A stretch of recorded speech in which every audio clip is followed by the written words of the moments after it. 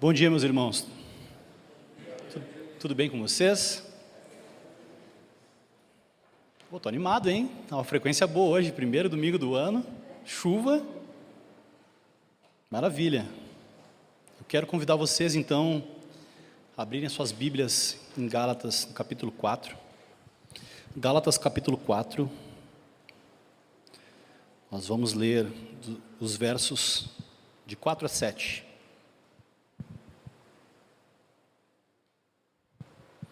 Escute com fé o que diz a palavra de Deus. Mas quando chegou a plenitude do tempo, Deus enviou seu Filho, nascido de mulher, nascido debaixo da lei, a fim de redimir os que estavam sob a lei, para que recebêssemos a adoção de filhos. E porque vocês são filhos, Deus enviou o Espírito de seu Filho aos seus corações, o qual clama, Abba, Pai. Assim, você já não é mais escravo, mas filho, e por ser filho, Deus também o tornou herdeiro. Até aqui, feche seus olhos. Vamos ao nosso Deus em oração. Senhor, nós cremos que foi o Teu Santo Espírito que inspirou essas palavras, Pai, para o apóstolo Paulo, que ficou registrado, Senhor, na Tua Santa Palavra. Nós a recebemos em nosso coração como palavra de Deus, Pai.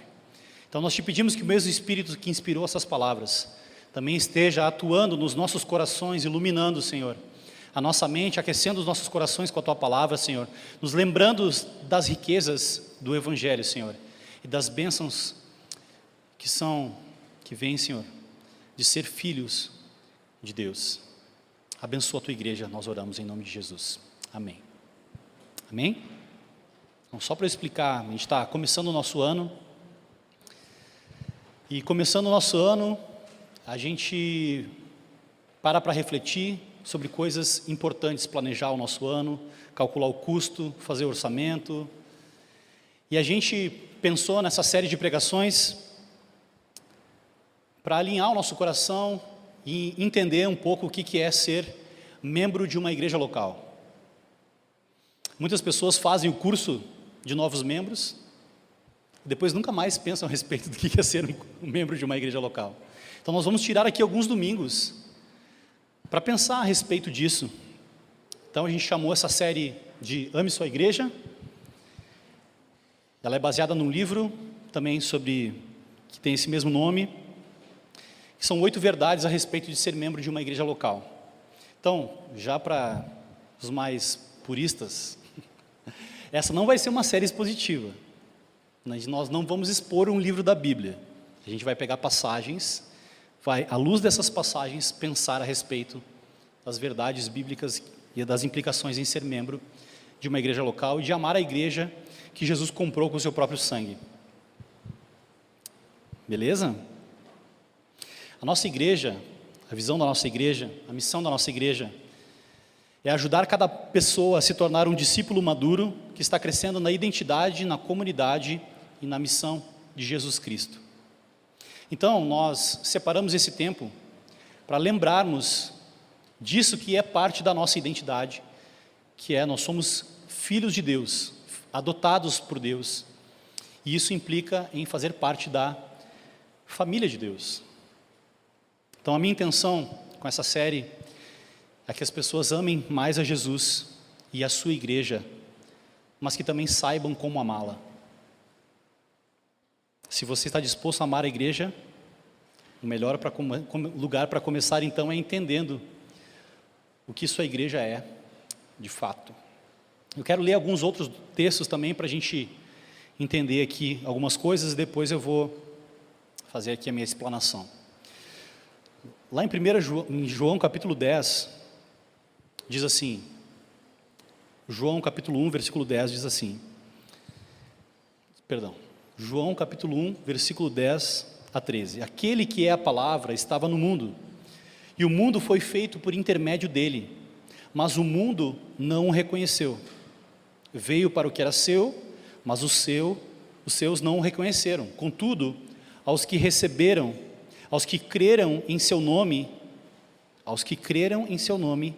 deu-lhes o direito de se tornarem filhos de Deus, os quais não nasceram por descendência natural, nem pela vontade da carne, nem pela vontade de algum homem, mas nasceram de Deus. Mais um outro texto, está lá em Romanos capítulo 8, versículo 14, que diz assim: porque todos os que são guiados pelo Espírito de Deus, são filhos de Deus. Pois vocês não receberam um espírito que os escravize para novamente temer, mas receberam o Espírito que os adota como filhos, por meio do qual declaramos: Abba, Pai. O próprio Espírito testemunha ao nosso espírito que somos filhos de Deus. Se somos filhos, então somos herdeiros, herdeiros de Deus e co-herdeiros com Cristo, se de fato participamos dos seus sofrimentos, para que também participemos de sua glória. Então, a identidade do cristão está fundamentada no fato de ele ser filho de Deus. Fato é que nós não somos filhos de Deus automaticamente, só por ter nascido. Nós nos tornamos filhos de Deus a partir da fé em Jesus Cristo. Aqueles que creram no seu nome receberam o direito de se chamarem filhos de Deus. Então, aqueles que creem em Jesus passaram a participar da família de Deus. As Escrituras nos mostram que o pertencimento à igreja não começa com uma decisão institucional, mas como uma obra redentora de Jesus. A partir desses textos que nós lemos. Então, antes de pertencermos à igreja local, nós pertencemos a Deus por adoção. Então, como a Bíblia descreve o que é uma igreja? O povo de Deus. Olha como essas descrições são coletivas. Deus usa imagens coletivas, nunca individuais, para explicar o que é uma igreja. As analogias, as ilustrações são corpo, família, povo, nação, templo, edificação, rebanho, exército. Todas essas imagens são imagens coletivas. A Bíblia nunca descreve a igreja como uma coleção de indivíduos espirituais, mas como um organismo vivo. Essas imagens, elas só fazem sentido quando há mais de uma pessoa envolvida. E hoje, então, eu quero focar no aspecto da família de Deus, da igreja ser uma família. Eu quero contar aqui uma história para vocês, de um pastor americano, o autor desse livro, Tony Merida. Ele e a esposa não podiam ter filhos, e eles adotaram 5 crianças. 4 ucranianas e um menino etíope. Quando eles adotaram essa criança, chegou a época do Natal, e era o primeiro Natal desse menino na casa da família. Você sabe, a maioria das famílias americanas, pelo menos as de antigamente, eram gigantescas. Você lembra do filme? Eu estou pegando aqui as imagens do Natal, Esqueceram de Mim, aquela muvuca toda para sair de casa, aquelas famílias gigantescas que sempre ficam para trás. A gente tem que contar os filhos, Então está chegando esse pastor com esse menino etíope que foi adotado, o Joshua. E ele chegou então na casa dos avós, dos pais desse pastor, e ele viu então um monte de primo, tio, um monte de gente. Viu ali a árvore de Natal com um monte de presente, inclusive para ele. E ele com a mãozinha dada ali, com 5 anos, ele olhou para aquele monte de gente e falou assim: pai, todos esses são nossa família? E o pai respondeu: sim, todos esses são nossa família. Todas as pessoas são nossa família. Alguns pastores constrangem o seu auditório pedindo para a pessoa olhar para o lado e ver as pessoas que estão ao redor. E hoje eu vou fazer isso. Se você olhar ao redor, olhar para o lado. Deixa eu dar uma notícia para você. Todas essas pessoas são da sua família. Todas essas pessoas são família.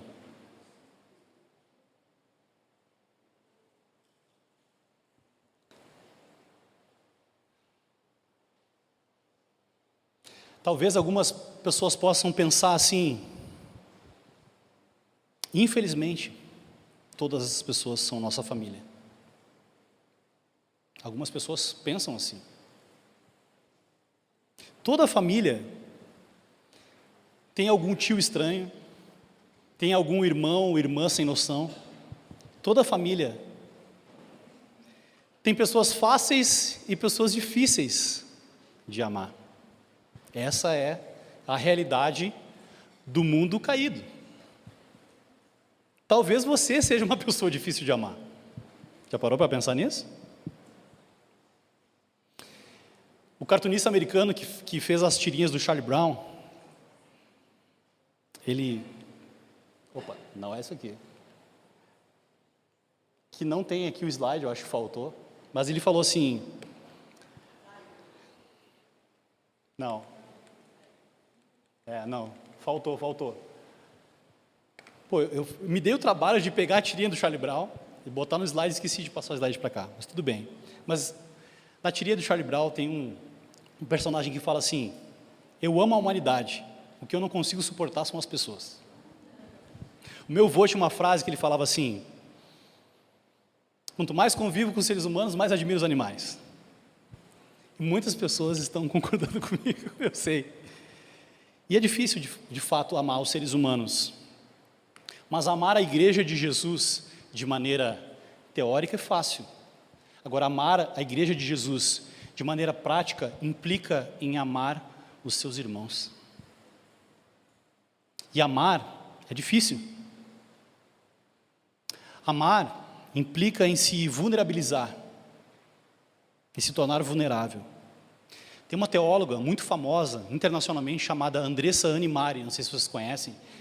Ela tem uma frase que ela fala sobre o amor, que eu acho muito interessante. É quase assim uma releitura do C.S. Lewis, vamos ver. Ela fala que amar é se jogar de um lugar alto esperando que tenha alguém para te pegar. Isso é amar. E o C.S. Lewis... Ué, apareceu? Viu? Pô, me dei o trabalho de ir lá e recortar a tirinha na internet, bonitinho, ó. Então, esse é o Linus, o personagem lá do Charlie Brown. Pô, obrigado, Emerson. Eu já estava muito triste, desapontado, que eu fiz um monte de slide aqui. O primeiro slide não tinha dado certo. Agora do C.S. Lewis lá, por favor. Olha que interessante essa frase. Essa frase me impactou muito quando eu estava lendo esse livro. A frase do C.S. Lewis. Só existem 2 lugares onde estaremos a salvo das decepções do amor. No inferno, por causa da ausência dele, e no céu, por sua perfeição. Só existem 2 lugares onde a gente não vai se decepcionar por amar alguém. E esses são os lugares. Pô, eu fiquei pensando um tempo, isso me bateu assim, eu fiquei pensando um tempo, até compartilhei com a Lu esses dias.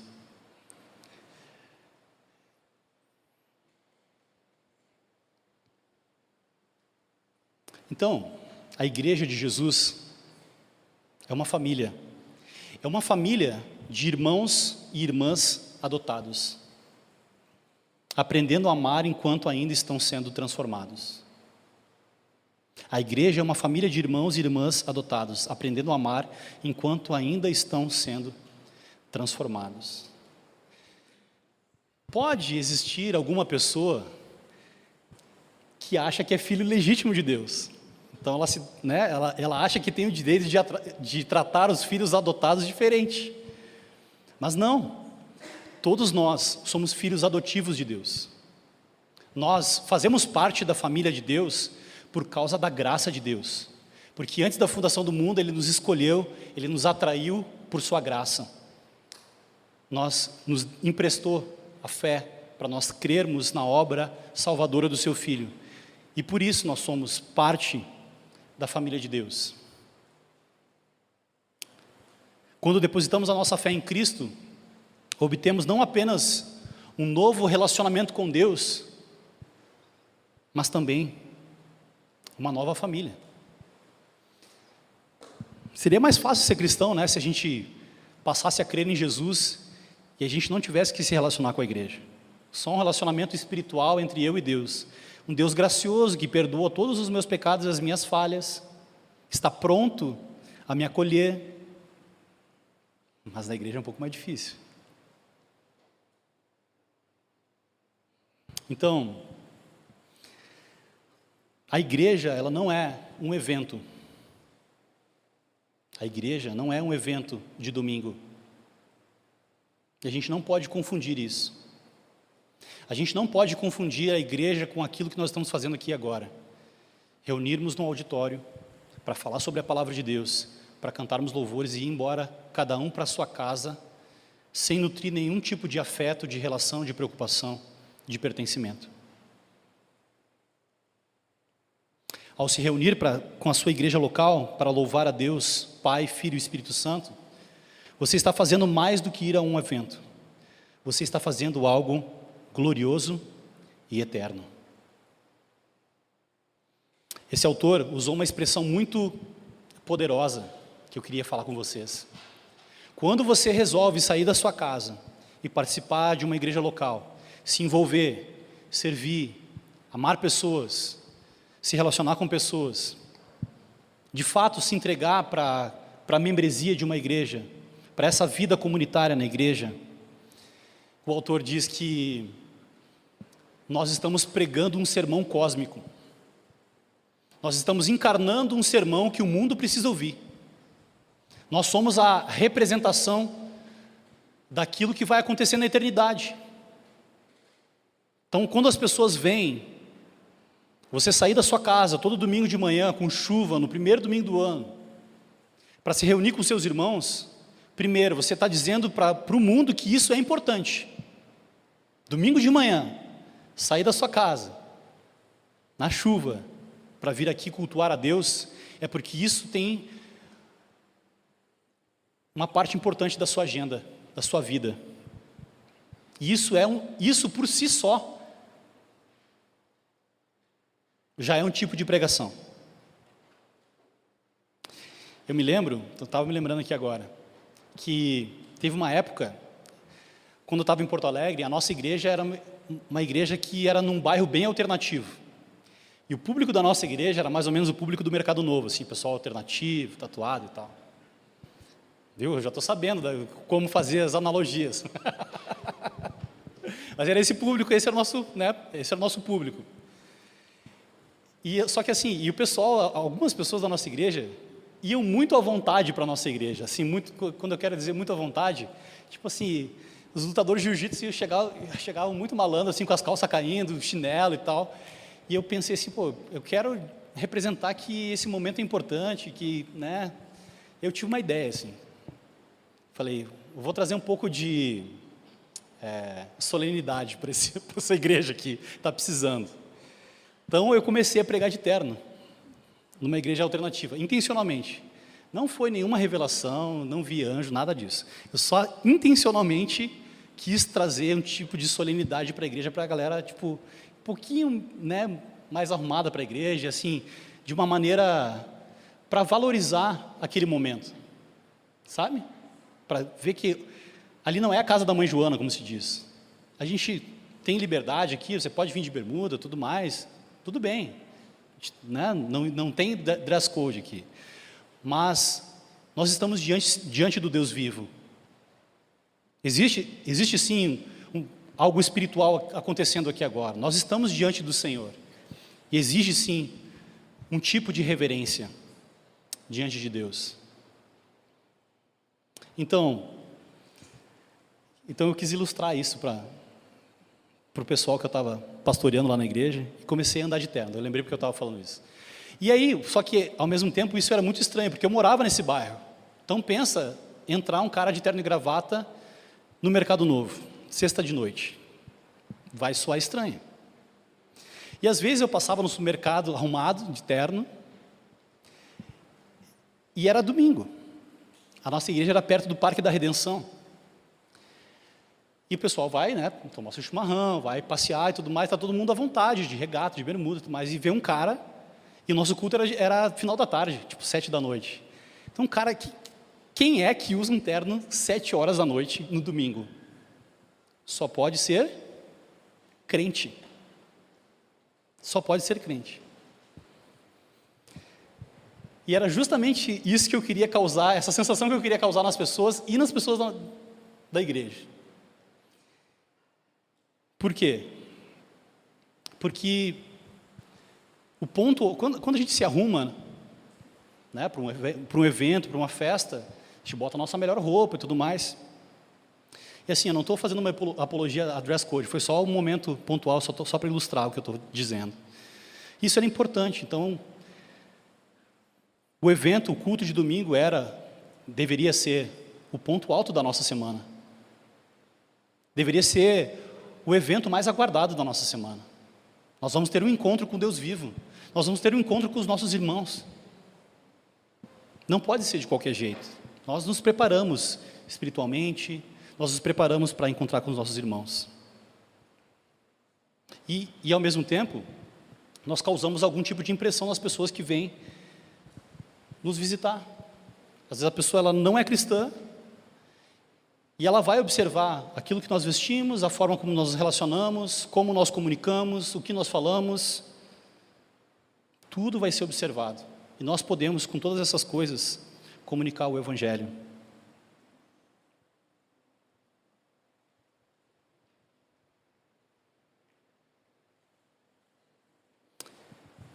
Então, nós fazemos parte da igreja, da família de Deus.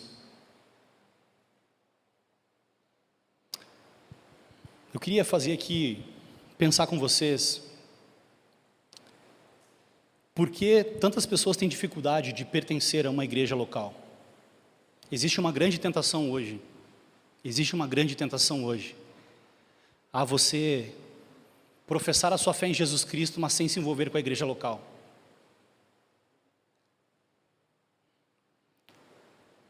Você pode assistir pelo YouTube centenas de pregadores muito melhores do que eu, sentado no sofá da sua casa, com o dress code que você quiser, de samba canção. E é uma tentação. Mas existem muitos motivos que pessoas têm dificuldades em pertencer a uma igreja. Tem pessoas que foram feridos pela igreja, se decepcionaram com pessoas, se decepcionaram com pastores, com lideranças. E quando você vai conversar com uma pessoa que está afastada da igreja, esses são os principais motivos por que as pessoas dizem acreditar em Jesus, mas não pertencem a uma igreja local. É ou não é verdade? Existem as pessoas que são pró-igreja na teoria, mas não na prática. Se a igreja custar muito, tiver que encontrar no meio da semana, tiver que reunir num pequeno grupo, a igreja é bom para os meus filhos, mas para mim não.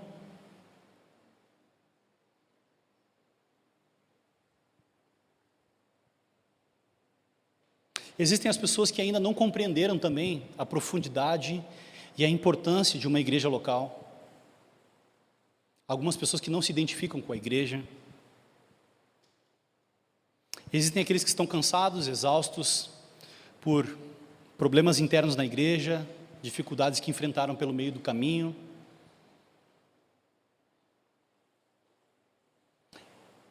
E justamente para essas pessoas é importante essa série. É importante a gente lembrar das preciosidades e da grandeza do que é ser parte da família de Deus. Apesar de todas essas razões, todos nós precisamos recuperar uma visão baseada na palavra sobre a igreja.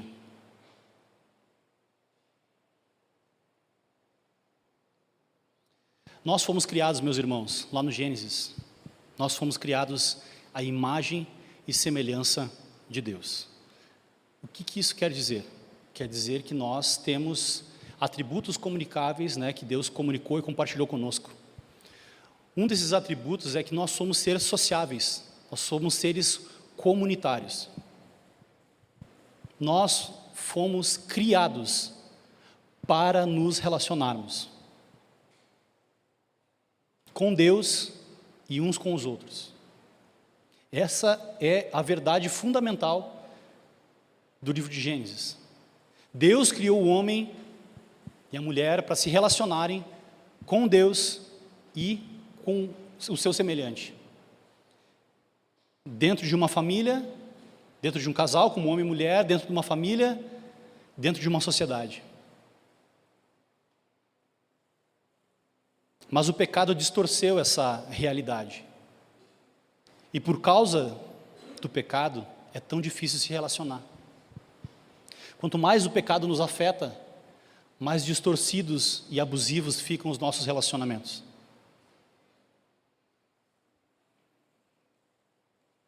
Nós ansiamos por nos relacionarmos.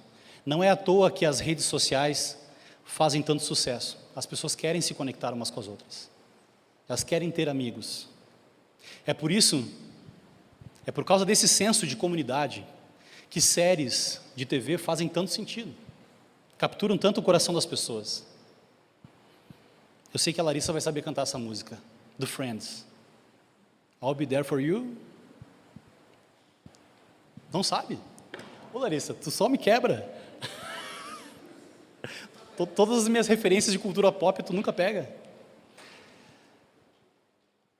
Mas séries como Lost, como Stranger Things, que está bem na moda, né? Todo mundo queria ser amigo daqueles menininhos que estão lá tentando salvar o mundo. Então as pessoas se identificam com aquilo porque elas querem pertencer a um grupo de pessoas, elas querem ter amigos, elas querem participar de algo relevante. O que pais perguntam para os filhos quando eles chegam no primeiro dia de aula, Aline? O que os pais perguntam para as crianças? Como foi a escola? E a segunda pergunta: você fez novos amigos? Essa é a preocupação, esse é o desejo de todo mundo. Vocês sabem por que essa identificação de... Todo mundo está procurando um grupo para fazer parte. Tem a seita do CrossFit, né, Bruno? A pessoa que entra para essa seita, ela muda completamente, né? Ela tem novos amigos, ela faz parte do negócio. Ou os corredores. Né? Então, todo mundo quer fazer parte. Nós fomos criados para isso. Nós fomos criados assim por Deus. Mas, o lugar onde nós podemos e devemos encontrar a nossa identidade e atender profundamente esse nosso senso de comunidade, o lugar projetado para Deus, por Deus, para isso, é a igreja. Na igreja de Jesus, cabe todo tipo de pessoa. Cabe todo tipo de pessoa. Todo tipo de pessoa. Toda classe social, todo tipo de etnia, gosto musical, até partido político. Essa é a realidade, essa é a beleza da igreja. A beleza da igreja é refletir a imagem de Deus. E Deus, a imagem de Deus é unidade unidade e diversidade ao mesmo tempo. Que é Deus Pai, Filho e Espírito Santo. Mas eles são um. A oração de Jesus em João 17, essa é a oração sacerdotal de Jesus. Vocês sabem que o desejo de Jesus para aqueles que creriam nele é que nós fôssemos um. Uns com os outros e com o Pai. Qual é o desejo de Jesus para a sua vida em 2026? Não vou falar a palavra profética. Qual é o desejo de Jesus, biblicamente falando, para a sua vida em 2026? É que você seja um com seus irmãos e um com o Pai. Essa oração de Jesus foi uma expressão do mais íntimo desejo de Jesus antes de ir para a cruz. Jesus orou e pediu isso ao Pai. Expressou esse desejo em oração ao Pai antes de ir para a cruz. Tema de casa, para casa. Leia em espírito de oração João 17. Vendo o coração de Jesus revelado ali. O desejo dele de que nós fôssemos uns com os outros e com o Pai.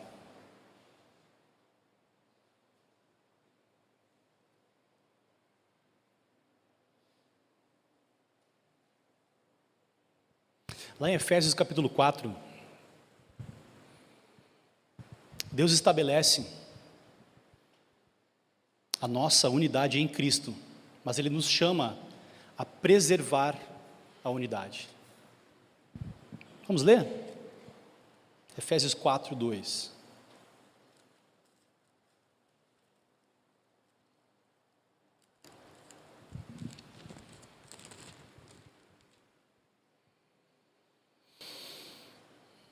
Eu vou ler alguns versículos aqui, vou ler do 1, tá? Como prisioneiro no Senhor, rogo-lhes que vocês vivam de maneira digna da vocação que vocês receberam. Sejam completamente humildes e dóceis, e sejam pacientes, suportando uns aos outros com amor. Façam todo o esforço para conservar a unidade do Espírito pelo vínculo da paz. Olha que interessante. Aqui o apóstolo Paulo, só para dar um contexto, estava preso, estava privado do relacionamento e da comunhão dos seus irmãos. Olha que situação, né? O que o pastor passa, né? Ele estava preso, privado da comunhão com os irmãos e estava escrevendo para os irmãos serem humildes e desfrutarem da comunhão uns com os outros. E ele está dizendo também que essa unidade, que essa comunhão, ela é obra do Espírito Santo. Ela não é obra nossa. Nós não podemos produzir unidade, mas nós podemos preservar a unidade. Olha o que diz no versículo 3. Façam todo o esforço para conservar a unidade do Espírito pelo vínculo da paz. Então quem produz essa unidade é o Espírito Santo. Foi o Espírito Santo que atraiu você para ser parte da igreja. E mais especificamente, falando com você, CH, foi o Espírito Santo que trouxe vocês até a CH. Agora o seu papel como cristão é lutar para preservar essa unidade. É isso que o apóstolo Paulo está falando aqui.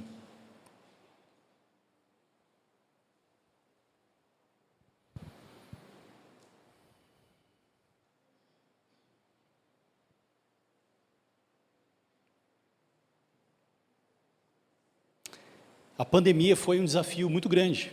A pandemia nos mostrou como nós precisamos da igreja e precisamos uns dos outros. Eu até me perdi dos meus slides aqui. Eu falei sobre a importância de vir à igreja e tudo mais. Olha só o que o Martyn Lloyd-Jones falou. O Martyn Lloyd-Jones foi médico da rainha e ele abandonou a medicina para se tornar um pastor. E ele diz assim: a maior necessidade no momento é uma igreja jubilosa e alegre. Cristãos infelizes são uma péssima propaganda para a fé. A alegria exuberante dos primeiros cristãos foi um dos fatores poderosos na disseminação do cristianismo.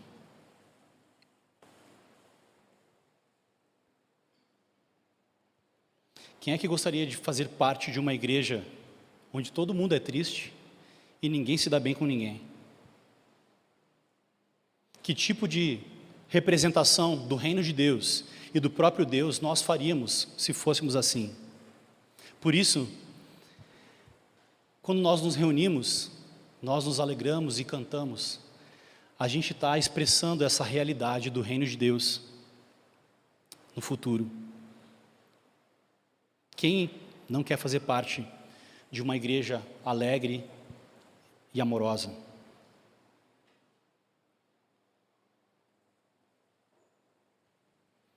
Não existe cristianismo sem igreja.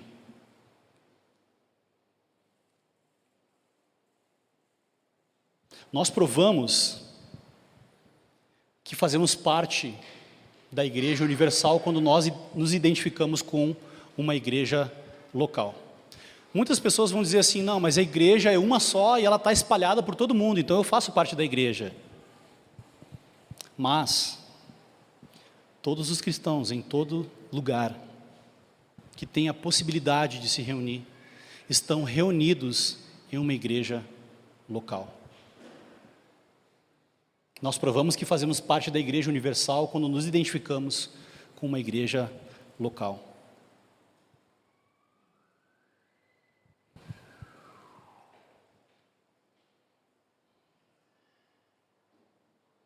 Cristo morreu pela sua igreja. De fato, Ele é o nosso Salvador pessoal, mas Ele nos salvou para o coletivo. Ele nos salvou para fazermos parte da sua família, a família de Deus. Então, aqui para terminar, eu tenho que lidar com alguns obstáculos da comunidade cristã.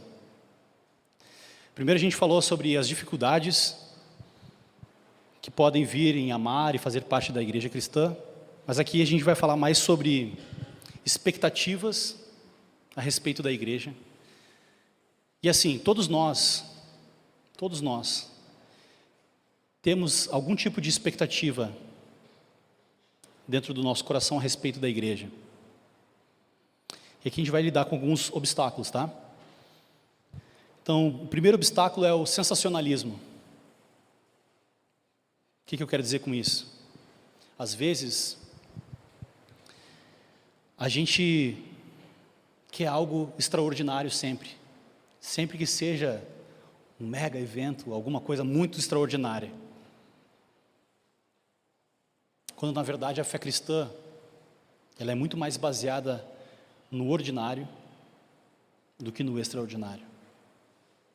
Ler a palavra todo dia, orar todos os dias, vir aqui domingo após domingo, semana após semana, servir fielmente nos ministérios, no ministério infantil, no ministério de louvor durante anos. É isso que Deus usa para transformar a nossa vida. É o ordinário, é o dia a dia, é a constância. E se nós nutrimos algum tipo de ideia de que precisa acontecer algo extraordinário, precisa ser extraordinário, isso pode ser um obstáculo à nossa fé. O segundo é o misticismo. Eu acho que aqui na igreja a gente não sofre tanto com esse problema. Mas, por exemplo, eu vim do meio pentecostal. Eu sei que tem mais pessoas que vieram do meio pentecostal. E no meio pentecostal sempre tem que acontecer alguma coisa muito espiritual para que o culto tenha sido bom. Né? Tem que ter uma profecia, uma revelação, um negócio, senão não foi suficiente. Ou confundem espiritualidade com algo de se isolar. Não, eu vou ficar aqui orando, jejuando, e Deus vai falar comigo e tudo mais. É uma espiritualidade muito mística. Quando, na verdade, Jesus está no meio da sua igreja. Lá em Apocalipse, quando Jesus fala às igrejas, diz que Ele passa no meio das igrejas. Então, onde Jesus está? Jesus não está na montanha ou em algum lugar distante e isolado. Jesus está no meio da sua igreja. Aqui é o lugar de formação espiritual do povo de Deus. Um outro obstáculo para a igreja é o idealismo. É a gente achar que a igreja tem que ser do nosso jeito, ou que as coisas têm que ser do nosso jeito. E eu queria confessar um negócio aqui para vocês. Quando eu me converti, eu queria muito fazer parte de uma igreja underground, porque eu era underground. Eu queria que a minha igreja fosse lá no Mercado Novo, né? Fosse uma coisa assim, que eu me identificasse, que todo mundo fosse parecido comigo. E eu só pensava isso porque eu não conhecia a Bíblia e a Palavra de Deus. Não conhecia essa verdade de que a beleza da igreja está justamente em sermos diferentes. E eu poder sentar com pessoas mais velhas, diferentes de mim, e chamá-los de irmãos, e saber que eu posso aprender com essas pessoas. Então, olha só, tem uma frase muito interessante de um livro que já foi lido aqui na igreja, que eu sei, que é o Vida em Comunhão. E o Dietrich Bonhoeffer, se o meu alemão está em dia, Diz assim: aquele que ama mais o seu ideal de comunidade do que a comunidade em si, se torna o carrasco desta, mesmo que suas intenções sejam as mais honestas, sinceras e sacrificiais. Quando nós colocamos essa expectativa de que as coisas têm que ser do nosso jeito, elas nunca serão do nosso jeito, e isso vai só atrapalhar e machucar ainda mais a igreja e todos aqueles que participam dela. Então, o idealismo é um obstáculo também para nós sermos igreja. E por último é o individualismo. A tecnologia não substitui a presença.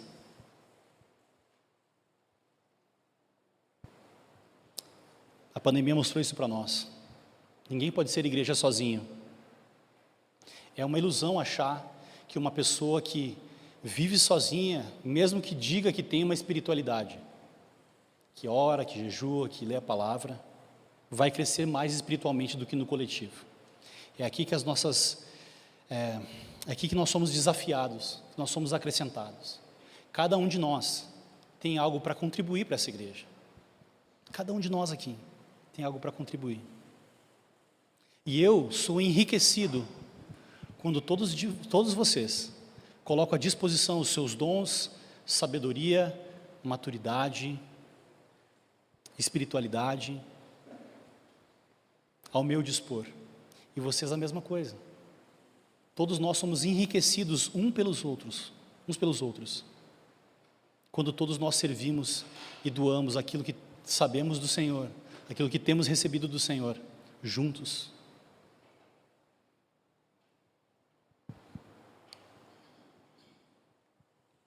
Então, para encerrar, eu tenho algumas aplicações em como nós podemos fazer para amar a igreja, servir a igreja e ver essa igreja florescer no Senhor.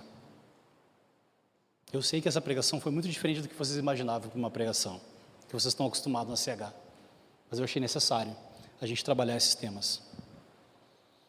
Então, a primeira aplicação é: eleve o seu conceito de igreja. Busque entender, à luz da palavra de Deus, que toda vez que o Novo Testamento fala sobre igreja, sobre envolvimento, tudo aquilo que está escrito a respeito da igreja, coletivamente, também é sobre você. É assim que nós elevamos o nosso conceito de igreja. Segundo, seja um membro identificável de uma igreja local. O que eu quero ser? O que eu quero dizer com isso? Que não é apenas o seu nome constar no hall da igreja, mas é você estar ativamente conectado em tudo aquilo que é possível da igreja, em todas as atividades, sejam os grupos pequenos. Eu gostaria muito que a gente engajasse super os grupos pequenos esse ano, nas comunidades regionais. Quem sabe multiplicar alguma comunidade. Seja um membro identificável, esteja presente, para que nós possamos te amar, para que nós possamos cuidar de você, edificar a sua vida também, juntos. Terceiro, não prive a igreja dos dons que Deus te deu. Se Deus depositou um tesouro nas suas mãos, seja qual for, tudo aqui importa. Hoje, o Zé Flávio está viajando, ele não pôde vir. A gente precisava que alguém cuidasse do som. Não tinha ninguém. Eu assumi ali essa função ali momentaneamente, só um domingo. Mas nós precisamos de todo mundo é importante. Tudo aqui é importante. Todo mundo. E eu vou falar aqui como pastor uma coisa importante. Aqui no colégio, para o Ministério Infantil funcionar, a gente tem que levar várias caixas lá para cima. E muitas vezes eu vejo as mulheres e as pessoas idosas levando as caixas lá para cima. Então eu queria contar com o engajamento também dos irmãos, principalmente dos homens que têm que fazer força para ajudar a carregar. Então, quando você chega na igreja, mesmo que você não esteja servindo efetivamente em algum ministério, pode ter alguma coisa para fazer, se disponibilize, se voluntarie. Isso é só um exemplo.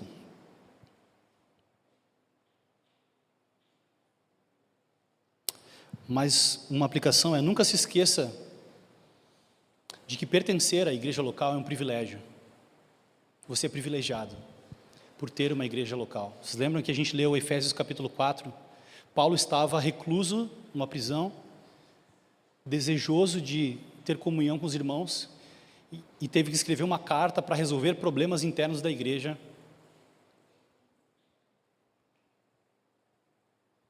Pertencer à igreja de Jesus é um privilégio. Irmãos, eu conheço muitas pessoas que dariam tudo para estar aqui agora. Ter uma igreja local perto de casa, uma igreja bíblica que ensina a palavra de Deus, que tem presbíteros qualificados, que tem uma membresia séria, que tem compromisso com a palavra de Deus. Conheço muitas pessoas que não podem, na sua cidade não tem, ou moram muito longe. Nunca se esqueça que pertencer à igreja local é um privilégio. E por último, para encerrar, nós precisamos de oração. Ore pela sua igreja.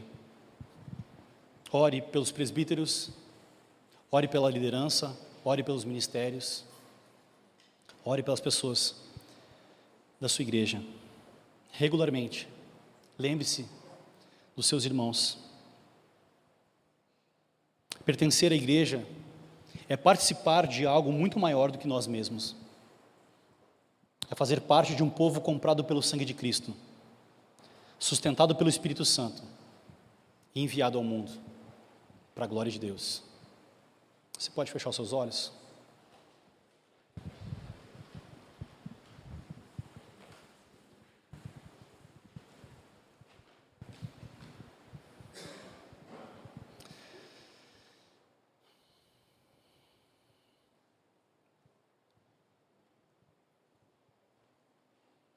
Senhor, obrigado pela Tua palavra, Pai. Obrigado por nos lembrar, primeiramente, de que nós somos filhos Teus, que nós fomos adotados, e nós sabemos isso por causa do Teu Espírito Santo que habita em nós.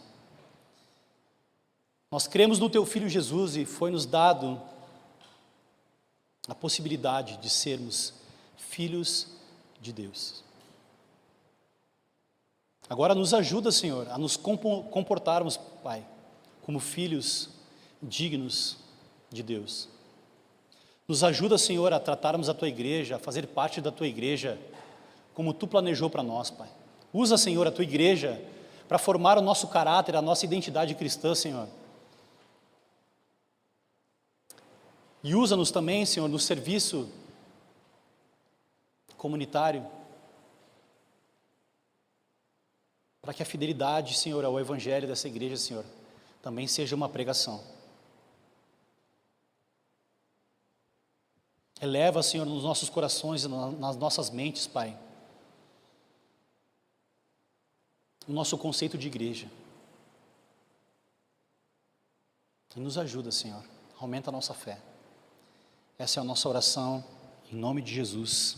Amém e amém. Amém, queridos? Irmãos, agora a gente vai ter uma coisa diferente na nossa liturgia.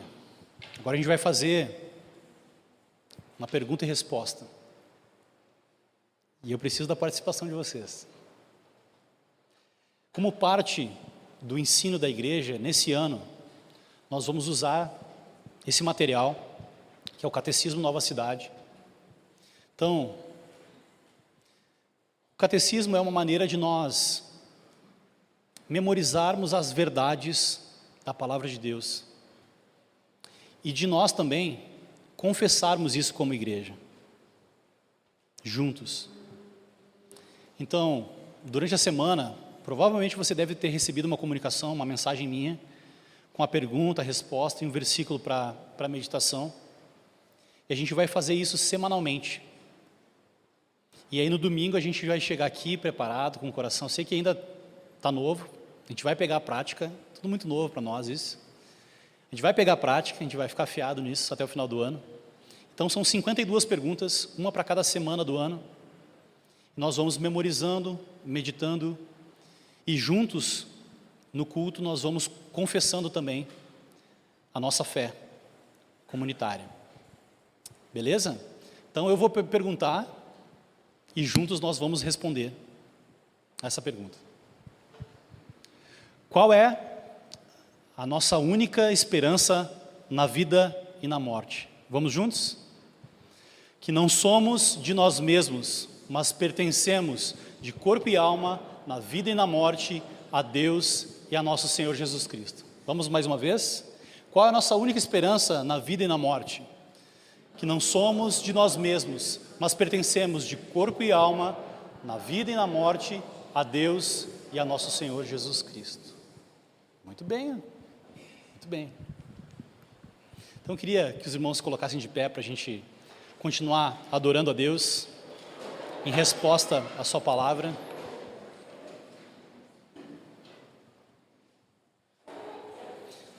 Então amanhã vocês vão receber uma mensagem.